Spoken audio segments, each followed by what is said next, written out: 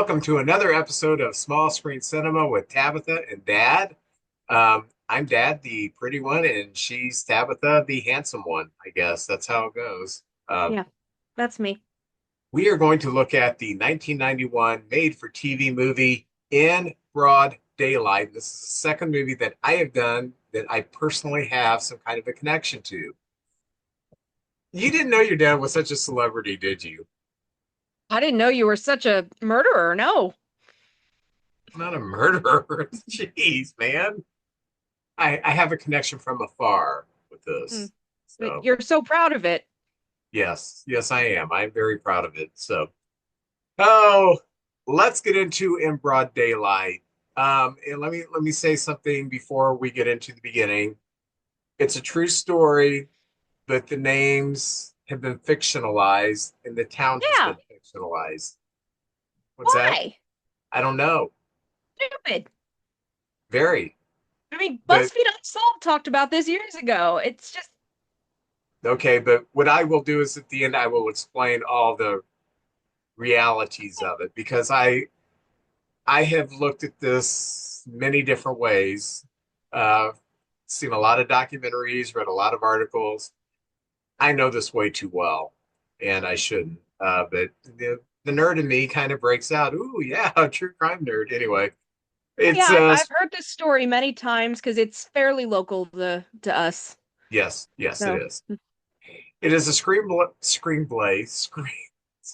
Any kind of with this screenplay. Tried to do Carl and Sling Blade, so not a good impression, is it? okay, I think you took too many pain pills. I took one pain pill and I just took it like 2 minutes ago. So it is a screenplay by William Hanley, and it is based on the book In Broad Daylight by Harry N. McLean. And Hanley started as a Broadway playwright, and then he kind of moved into other interests. So over a 30-year period, he wrote 24 movie scripts, including Flesh and Blood in 1966. He is a two-time Emmy winner with Something About Amelia, In the Attic, The Hiding of Anne Frank. He died in 2012 at the tender age of 80. Very nice. Long life. It is directed by James Stephen Sadwith. He wrote for TV series Cracker, the miniseries Sinatra, the miniseries Elvis, and the feature film Coming Through the Rye, which I have not even seen or heard of. Uh, That's amazing because Fat Elvis is in this movie. Coming Through the Rye? No, in Oh, broad daylight. okay. You don't see it? I do now that you mention it. So, yeah, Fat Elvis with no neck. Yeah. So anyway, um, he is now a professor of film at Savannah College of Arts and Design, and he is still with us at the age of 83 or 73 and still teaching and still writing. Very cool. Um, the cast, we have Brian Dennehy as Len Rowan, and the man's name in real life was Ken Rex McElroy. How they get Len Rowan out of Ken Rex McElroy, I don't know. It's like they threw a couple names in the air, and whatever fell down first. His name's going to be Len Rowan. But anyway, he is played by Brian Dennehy. He is a two-time Tony Award winner and a Golden Globe winner. You know him from the movies First Blood, Gorky Park, Silverado, Cocoon, Tommy Boy. I loved him in Tommy Boy, best part of the movie, by the way, until he died, and Presumed Innocent. And he has been on many different TV shows and movies, including To Catch a Killer, Murder in the Heartland, Our Fathers, and one of your favorites from your childhood, Just Shoot Me. Love Do you Just remember? Shoot Me. Do you remember him in Just Shoot Me? No, I He have was the not big watched that show in so long. he was the big guy with no neck. So Oh, I should have realized that. I thought that was David Spade. he was I Fat missed. Elvis. Okay. Uh, he died in See, 2000. Brian. Oh, go ahead. I'm sorry. I say he just died in 2020 at the age of 80. What were you going to say? I was gonna say Brian Dennehy is one of those actors who I have to go through a little list before I figure out who he is. I'm like, oh yeah, there's Charles Durning. No, that's not right. That's Ernest Borgnine. No, that's not right. That's Brian Dennehy. And then I get there. I just have to go through those two first. Okay. Well, at least you get there. Um, his wife, Adina Rowan, and is played by Marcia Gay Harden. She is known for Miller's Crossing, Pollock, Mystic River, First Wives Club. One of your favorites growing up? Lover, Love her. um, Mona Lisa Smile, and I hate to say it, she's in that terrible remake with Billy Bob Thornton of the Bad News Bears. Just a terrible remake. Um, Don't but forget the mist. oh yeah, she's in the mist too. Oh, she's the fundamentalist in the mist. Oh Yeah, yeah, that she's that very spooky in that. Yeah. yes. She's been nominated for Best Supporting Actress for Pollock and Mystic River, and she won her Academy Award for Pollock. Uh, And it her was team, deserved. yeah, oh, she's very good. She's good in Yes. anything, and at this, she's very young in this movie, and she's Yeah. really good. She has nailed the redneck Northwest Missouri accent to a T. Her TV credits include The Newsroom and How to Get Away with Murder. And Ooh. she is still with us at the age of 66. And then we have the late, great Cloris Leachman as Ruth Westerman. We know her from Butch Cassidy and the Sundance Kid, The Last Picture Show, Young Frankenstein, and one of your favorites from growing up, A Troll in Central Park. Is she Ganorga, the Queen of Mean? Yes. Um, Didn't realize that. and her great role where she didn't have to do much acting, but she's completely funny, Bad Santa. Loved her as Grandma in Bad Santa. Awesome. Her TV credits include Lassie, way back in the 50s, Phyllis, The Dang. Facts of, what's that? I just said, dang, I didn't realize she'd been around that long. Oh, yeah. The Facts of Life, Raising Hope, and she is most known for The Mary Tyler Moore Show, where she played Phyllis, and Phyllis was a spinoff of that. This is interesting. She has been nominated 22 times for Emmys, winning eight, and that's tied with the most with Julia Louis-Dreyfus. And she won a Best Supporting Actress award for The Last Picture Show. And Julia Louis-Dreyfus has never even been nominated for an Academy Award, not even for Christmas Vacation. That's sad. So, And she took a punch in the face in that movie. Or yeah, no, no, a no, squirrel to the she face. punched. Yeah, oh yeah, poor, poor lady. And she never ages. And Julia Louis Dreyfus. yeah, never ages. I Her hair gets better though. don't know, just changes a little bit over the years, but it's the same hair, man. It's kind of like me. I got the same hair. Look at The same hair you were born with. that. Yes. Oh But the last picture show is great, by the way, and she's yeah, amazing in it. yeah. I love Randy Quaid in it, and I love Randy Quaid in a lot of things. And then he went off the deep end. My gosh, Jeff Bridges, Randy Quaid, Sybil Shep, Cloris Lee, just an awesome, awesome movie. This aired on Yeah. NBC February 3rd of 1991. It was up against the ABC movie Son of the Morning Star, the CBS movie Sarah Plain and Tall. On Fox, it was up against Married with Children, Good Grief, and Comic Strip Live. So I think you made those last two up. I remember when Fox first started, there were so many shows that would come and go, come and go, come and go. I know. This was the only constant for about the first 5, 6 years. Did you ever I don't remember the episode, but it was a Simpson. Oh, it was the one where it was a joke episode about potential Simpson spinoffs. Because they're like, Fox has found some holes in their schedules, and it was just the X-Files and the Simpsons and a bunch of blank spaces. Oh, and let's get into the movie. In the opening, we see someone lighting a lighter and setting what looks like curtains on fire and a house bursting into flames.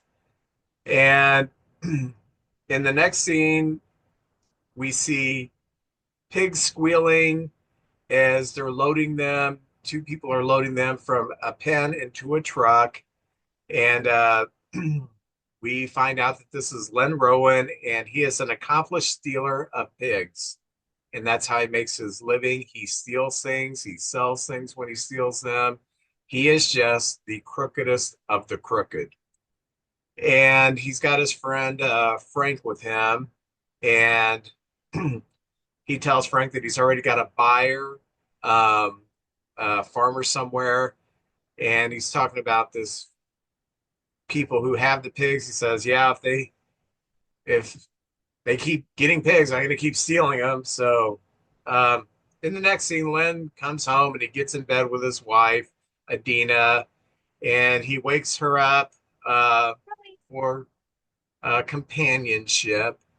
And he smells like a pig, and she kind of complains, but he's like twice her age and three times her size. What's she going to do? So, in the next scene, the Westermans are getting in their car to go to their store, and that's Cloris Leachman and her husband.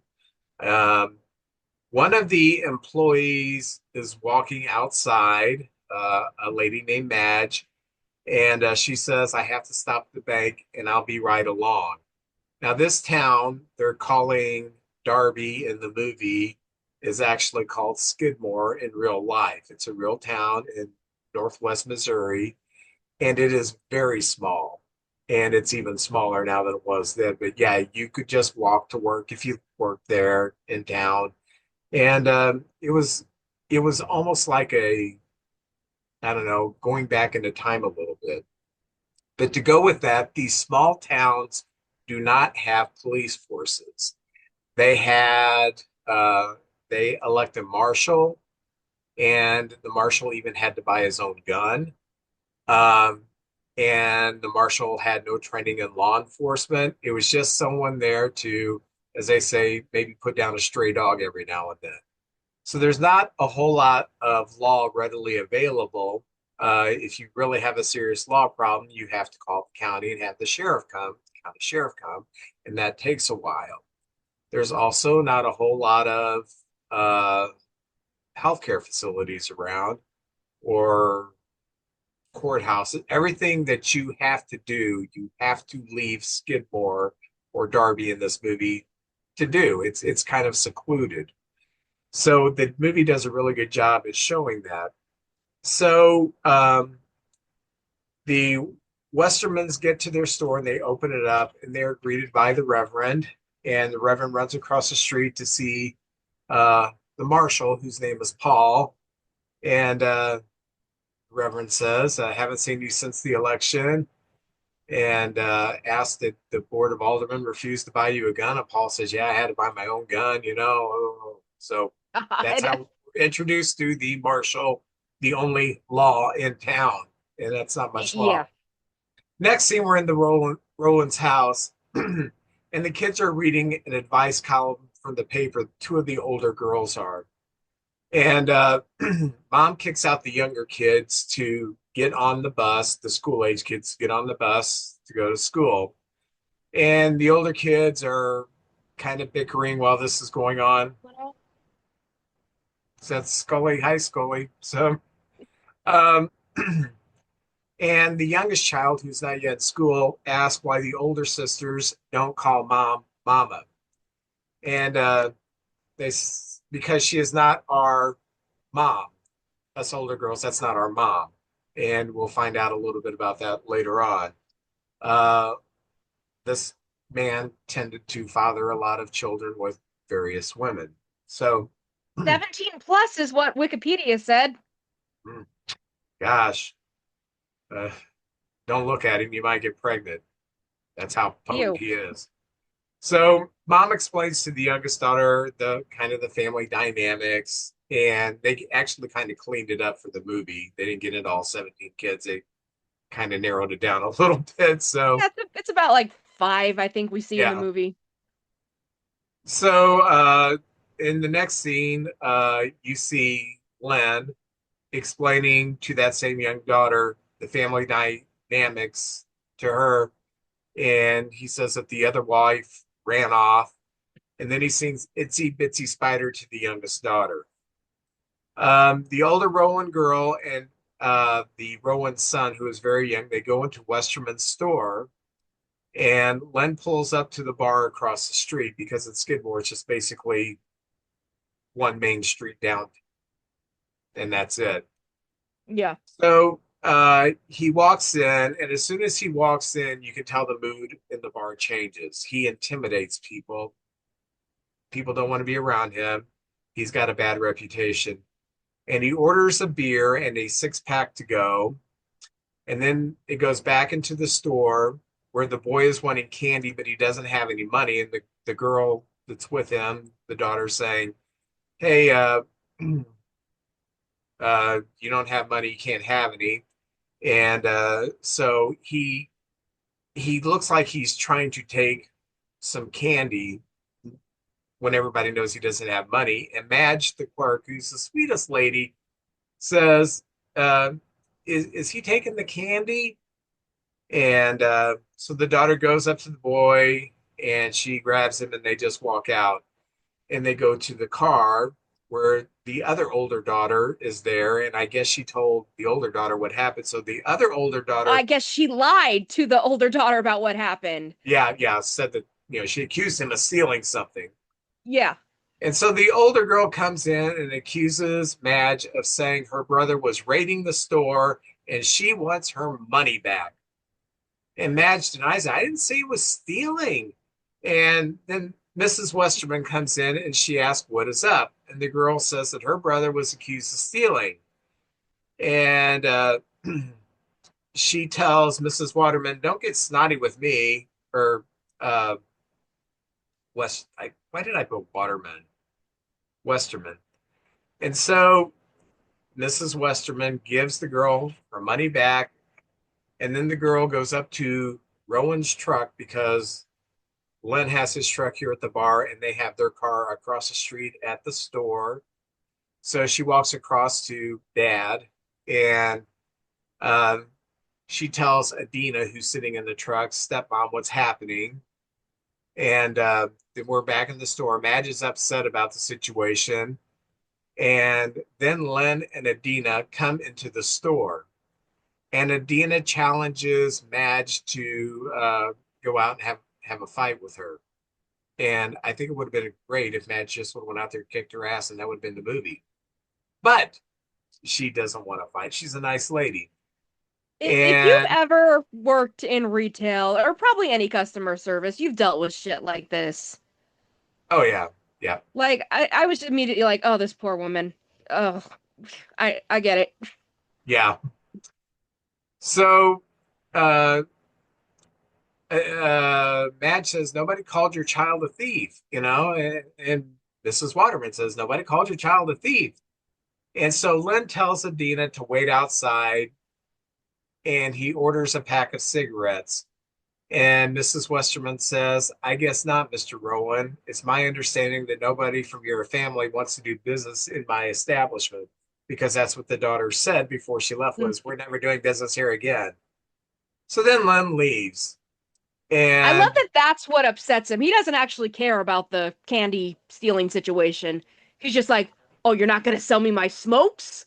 yeah, well, priorities. It's a habit.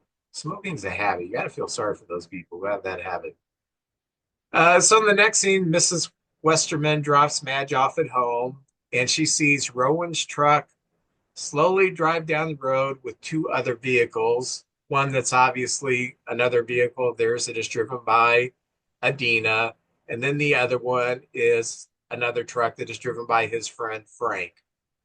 So, and he does this to intimidate people. So she goes into her house. The next scene, we're back at the store and Rowan is watching the Westermans load something into their car, and they're getting into their car.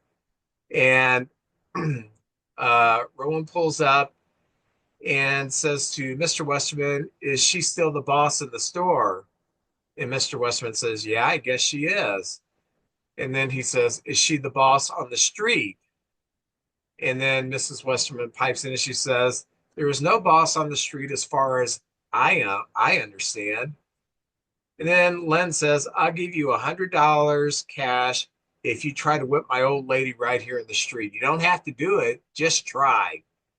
And she says, "I don't know if you are drunk or just out of your mind, but this is ridiculous." And the Westermans drive off. So we're at night at the Westermans' home, and Mrs. Westerman's doing dishes, and the phone rings, and it's Madge. She asks if she has seen somebody. And Mrs. Westerman, who lives close to Madge, by the way, looks out the window and she sees Rowan is parked in front of her house. And she calls for her husband and calls the highway patrol. The highway patrol arrived. To which I said, "Yay, Chips is here. Punch will save you." Yeah. So the highway patrol gets there and Rowan is already gone. And he tells the Westermans that he probably heard the call. They have scanners in all their vehicles. And then he explains that me and Rowan go back a long way, and there's really nothing we can do because he hasn't broken any law by sitting outside in front of your house. Now that can be a problem because of stalker laws, but back 40 years ago, Yeah, eh, I guess they're better, but stalker laws have always been horrible. Like so many times it boils down to we can't help you until they kill you. Then yeah, we'll do something. yeah, well, that's the same thing here. But now if someone is sitting in front of your house and they don't have business there, you can run them off saying you are interrupting their peace. It's part of the stalker law. So you can Good. run people for just casing your house down.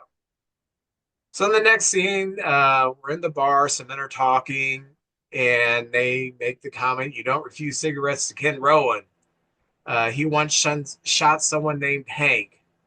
And then Hank walks into the bar, and they talk to him about it. He says, "I have no idea why he shot me. He gets something in his head, and he goes with it." He gets notions, is what he said. Yeah, Yeah. yeah.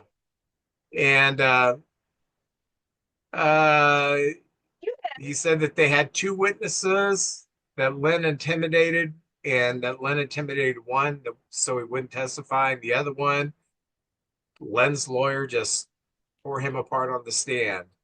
Mhm. And so still didn't know why he shot him. So in the next scene, we're at the Rowan's farm, and Len is shooting up a car with an automatic rifle, MAGA, and Second Amendment, all that other stuff. And he's doing this while his little boy is watching. Yeah, yeah, Oh yeah, he's screwing that kid up. yeah. I remember when Max was little, and I took him out for his first bank robbery, and I think he enjoyed it. So, um, so in the morning at the Westermans, Len once again is outside their home in his truck. And so Mrs. Westerman calls the marshal, and the marshal Paul shows up and asks Len what is happening.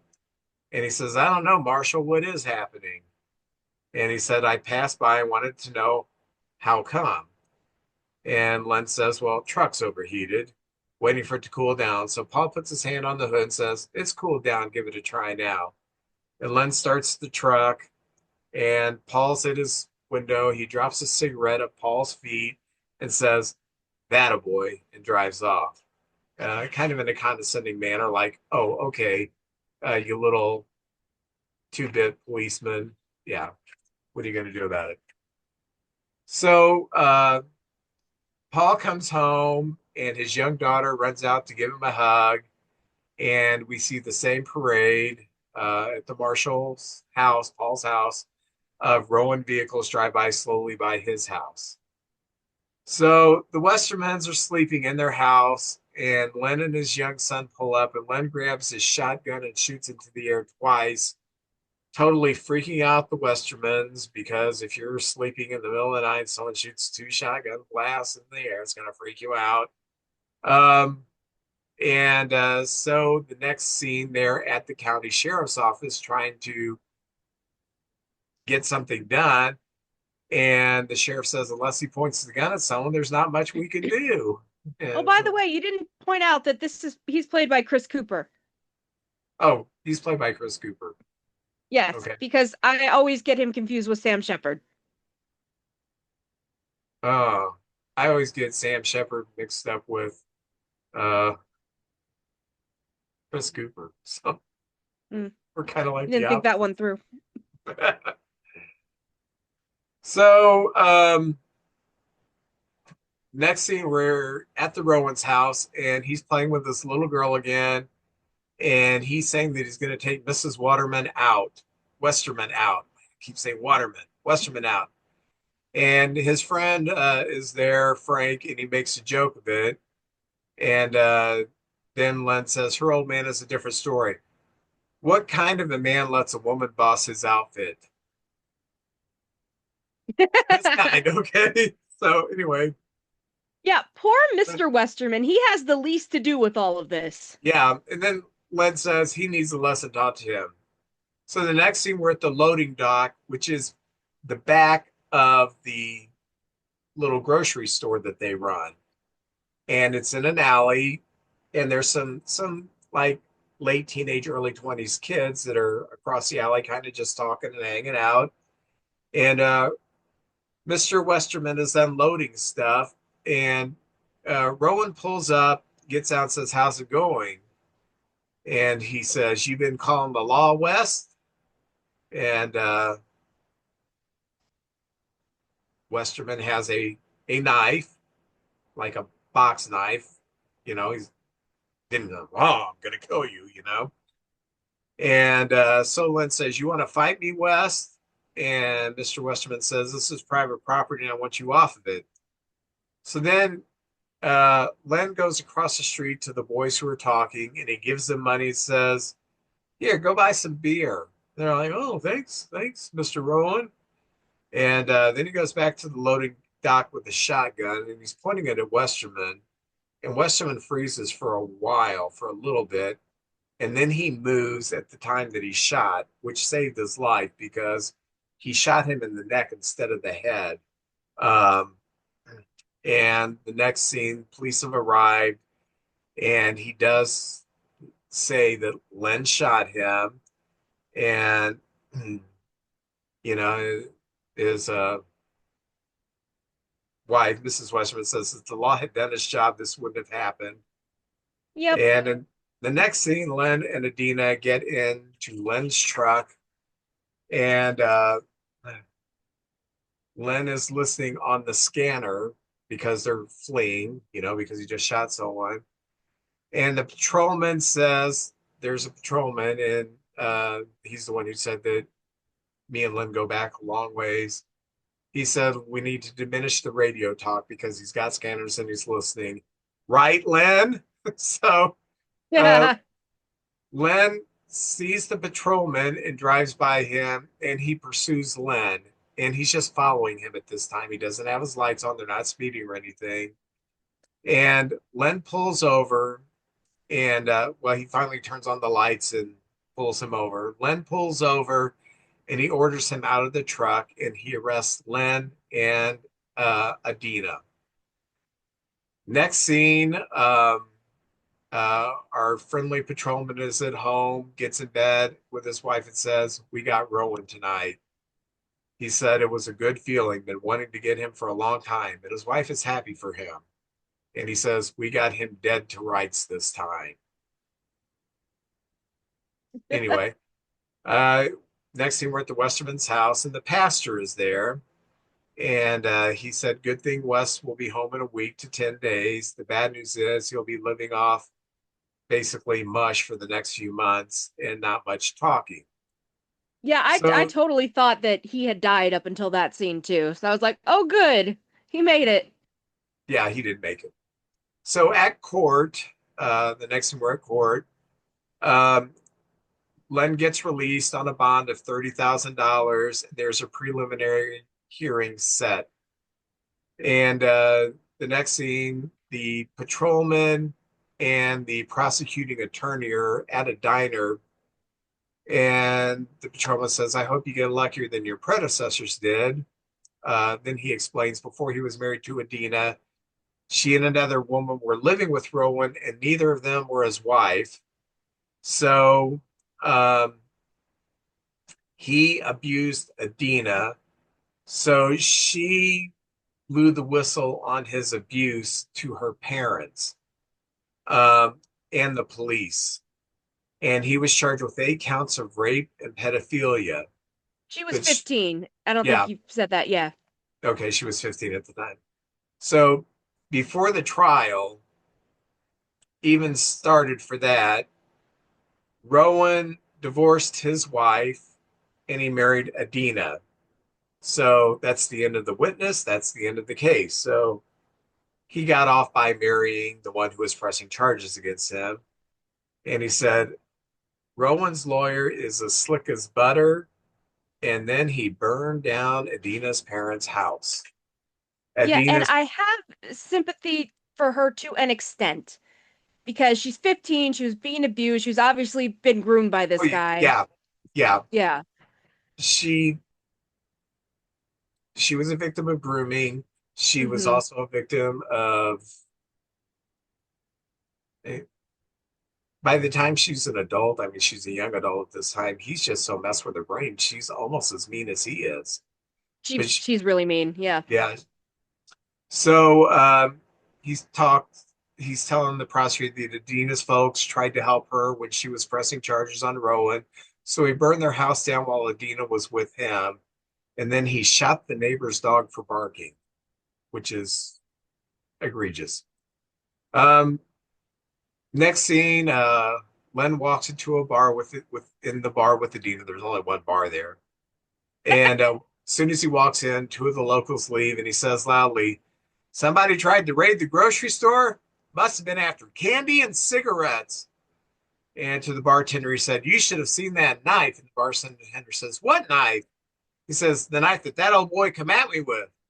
More people start leaving. It says, it was him or me. So he's building up this scenario that Westerman pulled a knife on him, when he just had Hmm. like a box cutter. So, excuse me. Bless you. Thank you. So the next scene, we're at the Westermans, and Mr. Westerman is recovering on the couch, and the pastor is there. Miss Westerman says that they have walkie-talkies to communicate, and the pastor says not to feel bad, and he asked them if she has protection, not a condom, and she says, yeah, we have protection, and he says, do not feel bad for having a gun, and he says, I believe in God, faith, and guns.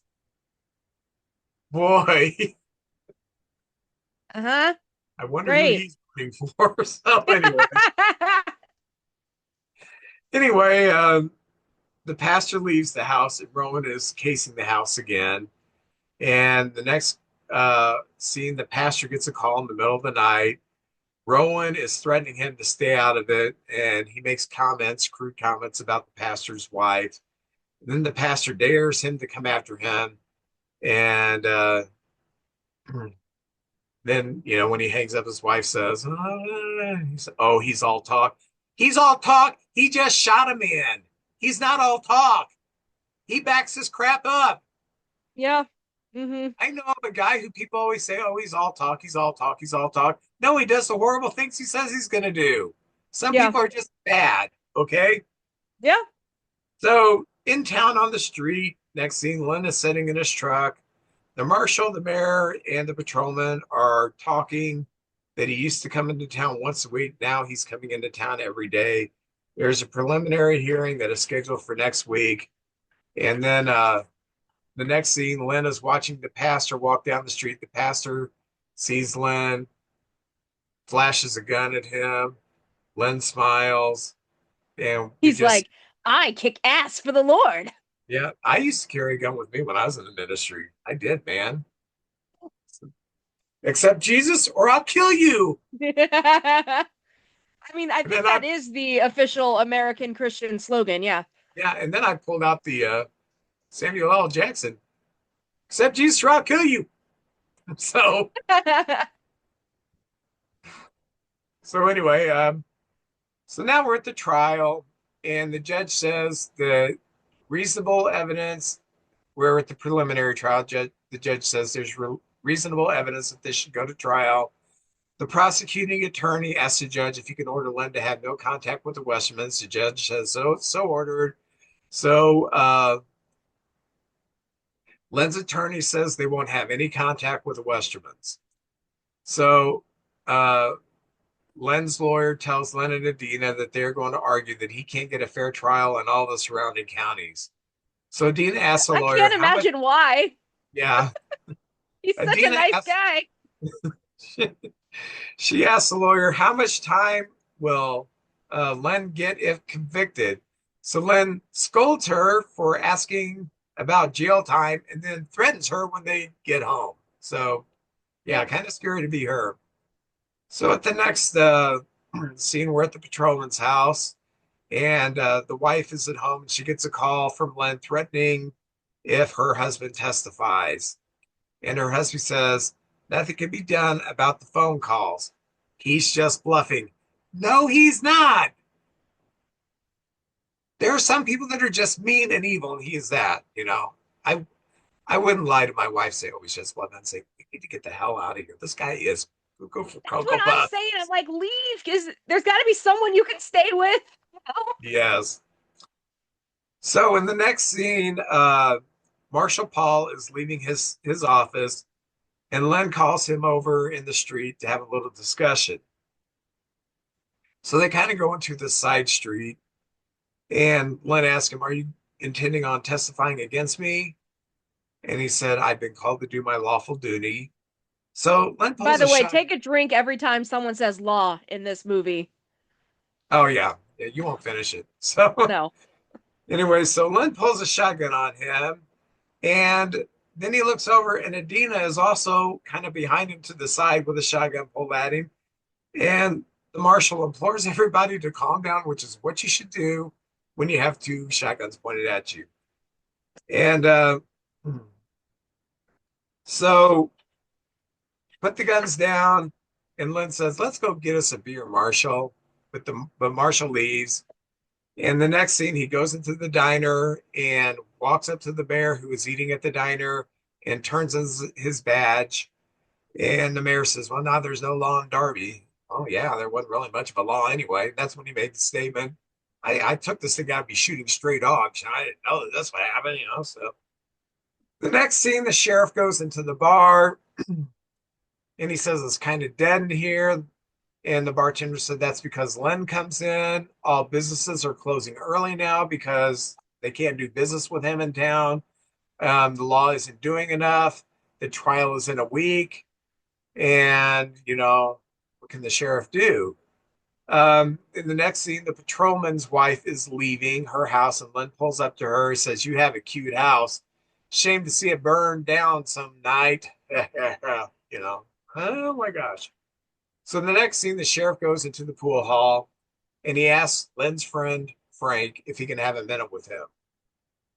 And so they go into kind of a back room and he asks Frank, you still tight with Len? He says, yeah, we're buddies. He said, tell him if he phones or comes within sight of my house, he'll be staring down a gun and it will be the last one he stares down. And I said, yeah, you get him, sheriff.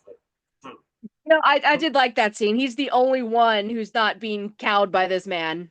Yeah, yeah. And when you're a county sheriff and you got all these little towns that you got to go to, you just can't be there all the time. Yeah.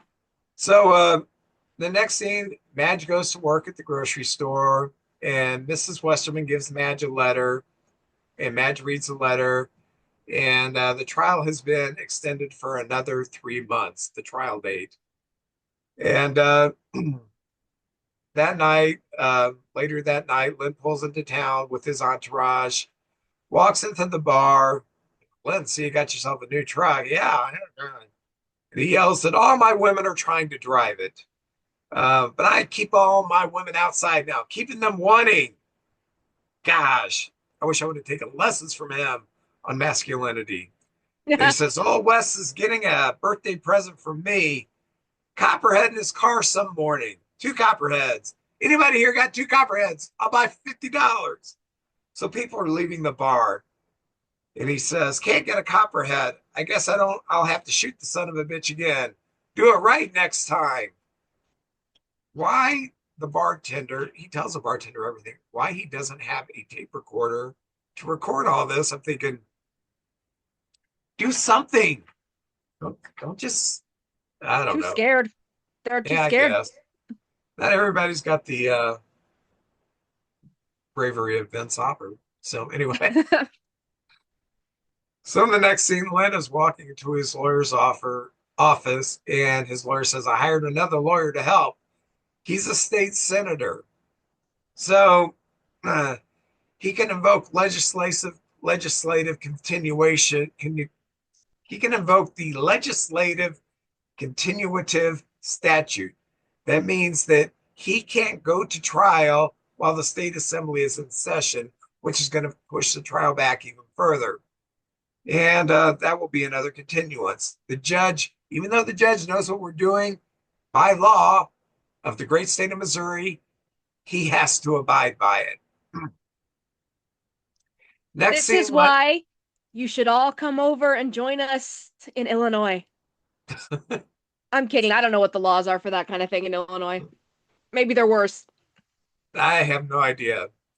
So the next scene, Len and Adina are in bed, and he says to her, he brings it up, so I guess she could beat him. I don't know. Um, what if I go to jail? And she says, I don't want to talk about it. He said, they wouldn't let you stay here without me around. And she asked him, why do you keep going to town, Len? And he says, basically, no one tells me what to do. I do what I want. People don't tell me what to do. That, for a moment, that attitude, individualism has gone just a little too far in this country, in my opinion. Like, hey, why don't we all mask up to protect ourselves and each other from this pandemic? Okay?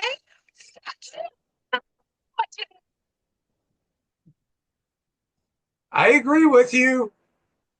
My God, his name or anything, but some asshole who was preaching about anti-masking and he said something like, I care more about my freedom than your health. And then he died of COVID. Yeah, Yeah, but he did go see Jesus. Jesus said, no, no, sure no, he no, did. no. You're at the wrong gate, dude. Take the Yeah, elevator down. When you feel the right? heat, get off. Okay. Anyway, Len assures Adina that he's not going to go to jail. And the next scene, we're at the courthouse, and Len is found guilty of assault in the second degree. He's going to get 2 years. And the Westermans leave, and they are cautiously happy. And Len is told by his lawyer, "You're free to go until your appeal." And but Len tells the lawyer, "But we lost, you know. How did we lose, you know?" So hey, it's finally went to trial. He does get pronounced guilty, and he's released on his own recognizance until he goes to jail. Yeah, how is that possible? Don't they take violent offenders directly to jail once they're found guilty? How is he just allowed to go free? This is not some white collar crime. I don't know. I really don't know. But anyway, it did happen that way. I guess that was the law at the time that, you could go home until you have to go to jail.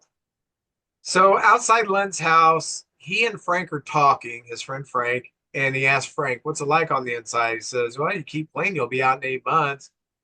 And he says, if I go to prison, I'm a dead man. If I don't, I'm a dead man. And, but if I'm going to die, I'm going to take a few of them with me. So now we're Yeah, back at I, the I love bar. that Mr. Badass is scared to actually go to jail. I'm Like now scared that to he's go to been found jail. guilty, he's I'm a like, badass. well, I don't want to go to jail. Well, yeah, but you don't walk around pretending like you're tough. Yeah, I get that. So we're back at the bar. Len comes in and starts talking to Bob. And he says, you're in World War II, weren't you? Bob, who's one of the patrons who's got his back to him, is not looking at Len. He says, that's right. Europe or Pacific? Pacific. Ever see Sands of Iwo Jima? I have. The Duke is dead. Long live the Duke. Then Adina comes in with a huge gun. I mean, this is like an elephant gun. I don't know. I'm not a gun guy. So then Len starts loading the gun and people start leaving. And um, this guy, Bob, says to him, Len, you're not supposed to be touching a gun. And he says, I'm going to go visit West and do him with this gun. And Bob turns to Len and says, like hell you will. And I thought, finally, someone in this town has a friggin' backbone. And Len says, do you know someone that's going to stop me? And Bob stands up and leaves. Bob goes in his truck and grabs a shotgun. Bob don't play around. And Bob's sons, his two adult sons, are trying to stop him. And Len comes out with his big gun, and Bob has his gun, and they're just kind of have a standoff. Then Len gives the gun to Adina, and they leave.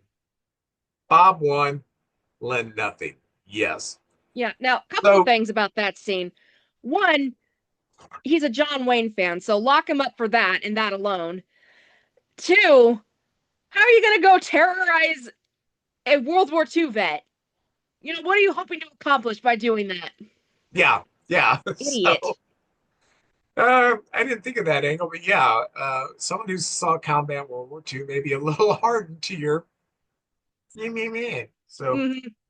um, so Bob calls the sheriff and tells him what's going on, but the sheriff says, there's nothing I can do about it, you know.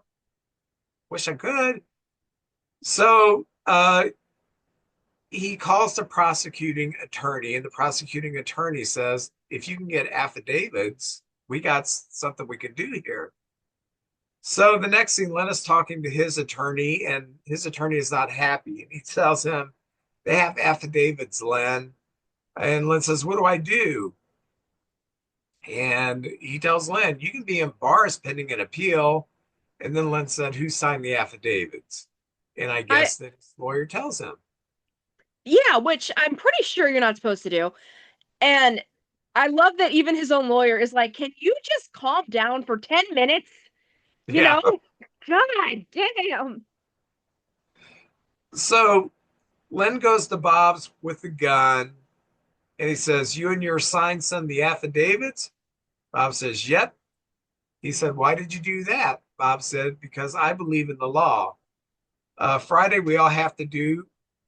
all we have to do to court. All we have to do is go to court.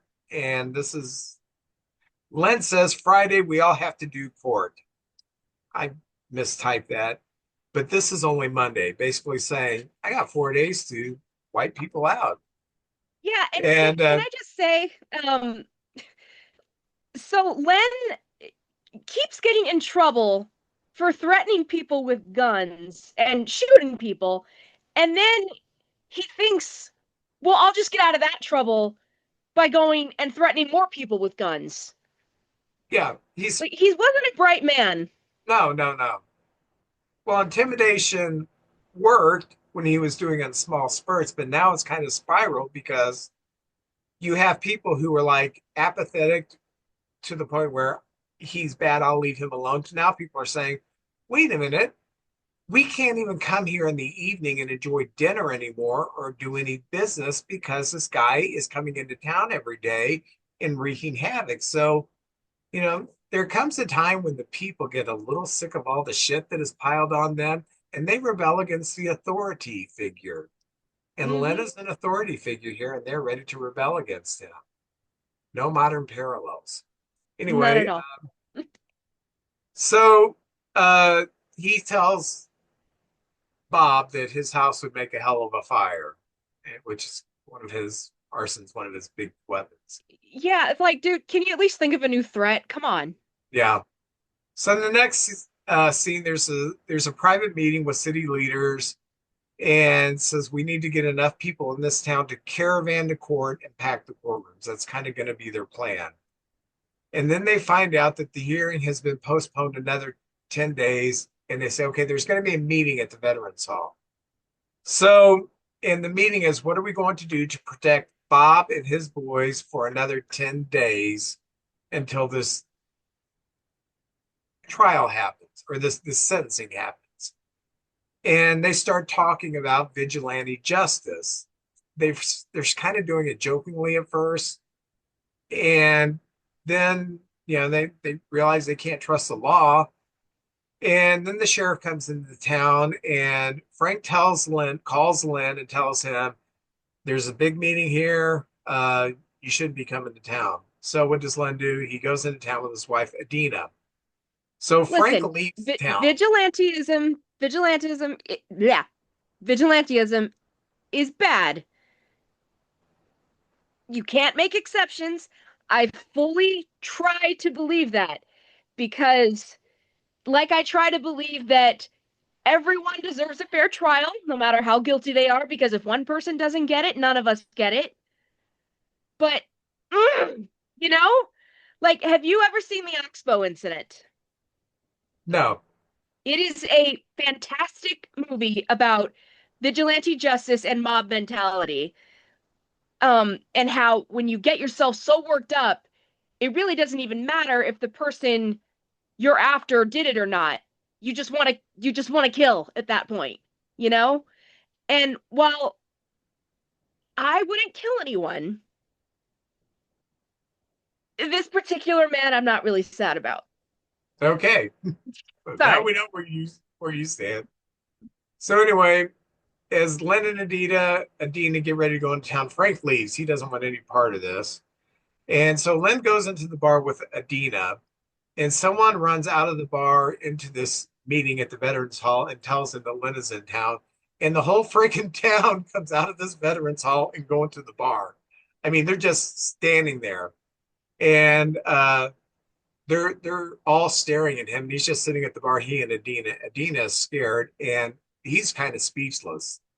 I think he Did knows this time uh, they're not playing. you miss my favorite line? The guy on the phone when he's like, I ain't seen this many people in town since Reagan got elected, and they ain't in such a good mood this time. And I'm like, Yeah. God damn it, Missouri.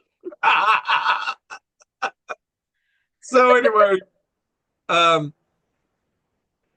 the crowd en masse is in the bar. The sheriff has left town, and the crowd walks into the bar. Everything's quiet. Adina's scared. And then Adina and Len get up to leave, and the crowd follow him to the street. Okay, she is And the one who insisted on going with him, to be fair. yeah, Like yeah, she because he was, definitely looks like she's about to crap herself, but like you're the one who wanted to go with them, honey. yeah, because he initially told her to stay here, and she got in anyway. So Mm-hmm. anyway, so they get in their truck and they start the truck, and the people surround the truck from the back of the truck on the street, kind of like all around them. And Len lights a cigarette, and there is random, I don't know what the terminology is in film, but you see about four or five little shots of people grabbing guns out of Yeah. their vehicles, but you don't see the people, you just see their hands are grabbing the guns. So you know that something is going to go down here. And Adina says, let's just leave. So Lynn lights a cigarette, and then shots ring out. The first shot hits Lynn in the head, back of the head, killing him instantly. And shots ring out. Lynn is hit. And while they're still shooting, Marshall Paul actually pulls Adina from the truck, probably saving her life. She's incredibly lucky she didn't get hit through all that because I mean there were bullets flying everywhere. Yeah. So after the shots, you just see scenes of people returning their guns, not the people, just their hands, returning the guns into their vehicles, and the crowd just disperses. They casually leave the scene. There is an investigation, but it goes nowhere because the entire town stonewalled the facts. And that's exactly what happened here. The FBI got involved and they stonewalled them too. Adina said that a guy named Todd Lacey, she saw him with a gun, but when they interview him, he says, "No, I wish I could have say it was me, but it wasn't me." And Hmm. in the next scene, Well, when the cops first get there, the one guy's really funny. He's like, "Oh, damn it to hell! You didn't have to blow him away." And I was like, I feel like they kind of did. And Chris Cooper's like, "Oh no!" Anyway, he's like, "Well, that takes care of that, I guess." and I also like uh, the older guy that they interviewed, and he said, "I didn't do it. And if I did, I wouldn't tell you I did." Very Yeah. good. So in the next scene, we have his wife and his kids sharing with the news anchor how great of a guy he was. The family are packing up and they move out of Darby. And then the last scene, some unknown person burns down their house. So, I this poor woman, like she's free and she can't see it. She's just too messed up by him, you know? And the uh, kids too. They're all like the daughters are like, I just don't know why anyone would do that. I'm like, really? You don't? You can't think of any reason. now let me kind of go into the reality of this. This happened in a town called Skidmore, Missouri, in Northwest Missouri. It's a small town. I mean, it had its own school system. I don't know if they still do. But Skidmore had a lot of troubles before and after this incident. Like there was a lynching in the 30s. Oh. It's outside of Skidmore. After this incident, there was a teenager who was just hanging out to party with some friends, and he just vanished, and no one has seen him since. And um, so this town kind of has this black cloud over it, and you can read articles on Skidmore, you can find documentaries on Skidmore. The town has had a lot of negative energy in it, but this Mm. is the most famous thing that it, famous negative thing. Um, They probably call it skid mark. yeah. So That's what anyway, I would do. I went through Skidmore about 10 years ago when I was working with Vitamix, and I was going to do a show in Omaha. So I went off the beaten path and I drove through Skidmore, and it's kind of a fallen apart, not much population left town. The businesses are no longer there. The bar that was there is, I think it's just a derelict building.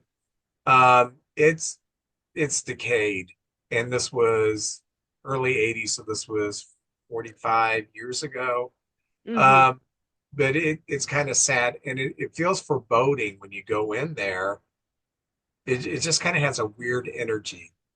So anyway, that is Skidmore, Missouri. And at the time when this movie was out, I was living in Kansas City, not too far from Skidmore. I hadn't heard about this incident, but your mother was watching Oprah, and I came home, and Oprah was on, and they had the mom and a lot of the kids on. They had the Adina, and I don't remember her real name, but they had her and I don't something. remember it either. They were all telling Oprah what a great guy he is and everything. And Oprah's like, "Yeah, this movie's going to be on NBC tonight." So we, Come on, girl. yeah. So I, I, I, I was always interested in it because that's kind of about 120 miles north of Kansas City, but it's kind of pretty close to Kansas City. And I was this is your connection to it. One day when I lived on Clay Street in Collinsville, a neighbor across the street who was very evil, she mentioned that her and her family moved there from Skidmore, Missouri. And I said, "You're kidding me. Was any of your family around when Ken Rex McElroy was shot?" She said, "We were all under the pool table because that became the thing that, that like 100 people testified, oh, I hid under the pool table." So, um, so yeah, not all evil things stay in Skidmore and die. Some of them move to And Collinsville, she's like, I got to get out of here because I'm next. probably. So Yeah, this is anyway, genuinely the most evil woman I've ever met that he's talking about here. yeah. So that's our connection to it. So anyway, Tabitha, do you think I saw this the original airing, a rebroadcast, or this is the first time I saw it? Original. Oh yeah, we watched the original after we watched it over. Yeah, let's watch this tonight. And so that was and I said, hey, that's the guy from Rambo, so, the one that has no neck. So anyway, uh, do you give this a classic or a trash it? Well, I think it's an interesting story that invites interesting discussion, but I don't know. Like, there's a couple of lines I want to stand out. I want to point out near the end when one of the cops, it might have been Chris Cooper, I don't remember. He said, "It's the law. This ain't the law. This can't be the law." And like, I get that, but the law wasn't protecting them. The law is very, very broken in this country. I think of it as an abused wife killing her husband. Like, I can't blame her for that either. Like, how much is a person supposed to take? You know? And and then at the end, Adina says they'll never forget him because there will never be none like him. And first of all, I'm like, well, that's a good thing. And second of all, there will always be more like him. Oh yeah, yeah. Unfortunately, he was just a bully. When you break So it down, just the bully. yeah, all that to say, I guess I give it a mild classic. Okay. Of course, I'm going to give it a classic because I have kind of a history with it and an interest in it. Mhm. The idea of vigilante justice, I side with you on that. I don't think it's a good thing, because anybody can sway on the side of good or evil and do their own vigilante justice, and that's leading to lawlessness. But with that said, when the system has screwed you time after time after time, and you have a man who has committed arson, rape, murders, um, assault with a deadly weapon, and just keeps getting away with it, I can see where you're saying, okay, to me, it kind of boiled down to this. Can we protect Bob and his sons for 10 days? No, we can't. He will find a way, somehow, some way, to get to him. So without so I think that's why the decision was made before he gets another one of us. We're going to have to take him out. So they never show them planning this in the Veterans Mhm. Hall, but Yeah. I'm sure that it went from joking, haha, yeah, why don't we do it ourselves, to how can we do it ourselves? And when they got the message that he's right at the bar now, I this is Northwest Missouri. Everybody has guns in their truck. I mean, they're shotguns everywhere. I think they just made a quick decision. Let's take care of it now. If you have a gun, get it. Everybody keep your mouth shut, and we will make it through this. And that's what they did. So And I I don't blame them if they slept fine for the rest of their lives. did, oh yeah, yeah. Um, there are just times when the law it fails us. Um, when I lived in Collinsville and we had that drug house on the side of our Oh house, yeah. every time there was a call there, the cop pulled right in front of our house. And as nice as could be, I asked him one day, I said, is it possible that you could park on the in front of the offending house because it looks like we have domestic abuse or something going on in our house all the time? Oh, he called me every name in the book, and I should feel motherfucking happy that the Collinsville Police Department protect me and all this other stuff. I have seen the YouTube episode, Breakfast in Collinsville. I lived right by the police station. I know how corrupt the Collinsville police are. So, yeah. Uh, yeah, and I'm We not did. saying, We did live. Our apartment was right by the police station, wasn't it? yeah, yeah, Yeah, yeah, forgot about that. yeah. And, I I don't dislike cops just because they're cops. I try to live my life. Everybody has respect unless they do something to lose it for me. I try to give everybody the benefit of the doubt. You're a decent person. I don't want to live my life scared and like, oh gosh, is that, try to live my life that way. Um, but where was I going with this? I'm on a pain medicine. It's obviously kicking That in. you don't dislike cops just because they're I don't, cops. I don't dislike cops just because they're cops, but I do know I've had interactions with police officers. The first time when I was 10 years old, um, I have had cops that have been so nice and so friendly and so helpful, but I've had cops that are completely on the other side, uh, of the ledger. You should feel happy, I'm helping you, you should respect me, you should bow down to me. I'm a cop. And Yeah. that's your job, whatever your job is, big deal. Be a decent human being. So anyway, but I give it a classic. What are we going to watch next week?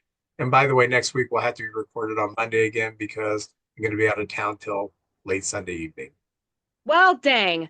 I guess we got a new schedule around here. No, I'm kidding. I don't know. Hold on. One last thing I just want to say. He fucked around and found out, to sum up this entire situation. Yeah. Next week we are going back to pilot movie um territory, and we are going to watch the pilot movie for the Streets of San Francisco. I feel like I talk about it a lot, so now we're gonna watch it. What's You it can find it on called? YouTube. Just the pilot. The pilot for the streets. Okay. All right. And It's that uh has it's 90 minutes. It's got Robert Wagner. You'll catch it. who's Robert Wagner play? He's the main player in the case for that episode. He's not like Oh, on the I show. I thought he was like Michael Douglas or Carl Malden. No. Carl Hmm. Malden and Michael Douglas are Carl Malden and Michael Douglas. That's what I thought, but Yeah. yeah, I can be confused. All right, well, join us next week for the pilot of The Streets of San Francisco. Bye bye.